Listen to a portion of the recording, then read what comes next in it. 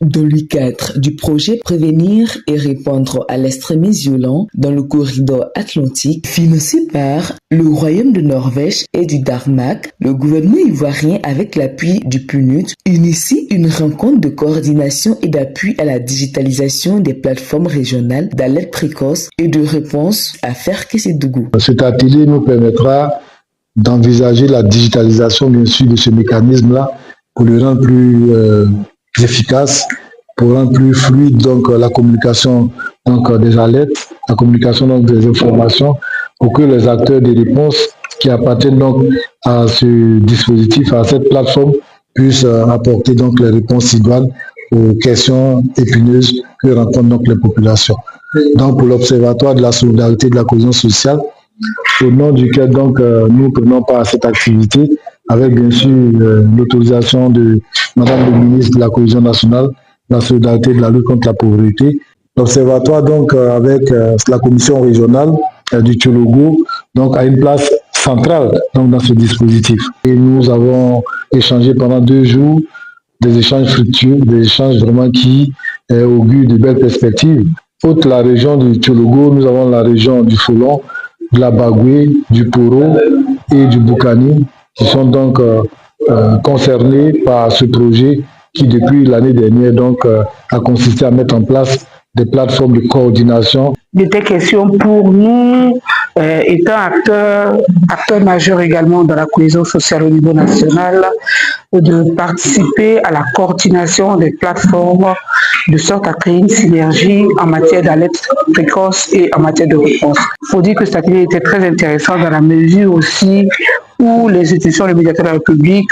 est en passe de mettre sur place une digitalisation de ces services. Donc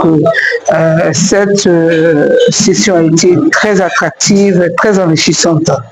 pour tout un chacun. Les échanges ont également permis de mettre en lumière les besoins des utilisateurs, les contraintes liées à l'environnement local ainsi que les opportunités offertes par les solutions numériques adaptées aux réalités des zones à faible connectivité. On a constaté qu'on avait une diversité d'acteurs en charge de l'alerte et de la réponse. Et chaque acteur en son sein disposait d'un mécanisme d'alerte propre à lui, mais aussi d'un système de réponse propre à lui, de sorte à ce que la coordination interacteur et intersectorielle était mise en mal.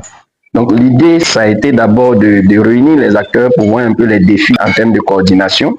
de l'alerte et de la réponse, ce qui nous a permis de tenir une rencontre l'année dernière, en mai 2025, où on a pu vraiment identifier les quelques défis et mettre en place les plateformes régionales de coordination de l'alerte et de la réponse. Cette année, l'idée, c'est de renforcer non seulement la coordination, mais passer à l'échelle en digitalisant ces plateformes-là, de sorte à ce que lorsqu'une alerte est émise et que cette alerte-là parte systématiquement chez les acteurs qui sont en charge de la réponse pour que la réponse puisse être apportée de façon rapide, adéquate et dans les délais. Les différents acteurs qui sont dans les plateformes régionales de coordination de l'alerte et de la réponse sont d'abord les préfets. Ensuite, on a l'Observatoire de la solidarité et de la cohésion sociale. On a le médiateur de la République. On a la commission régionale du CNDH. On a les principales organisations de la société civile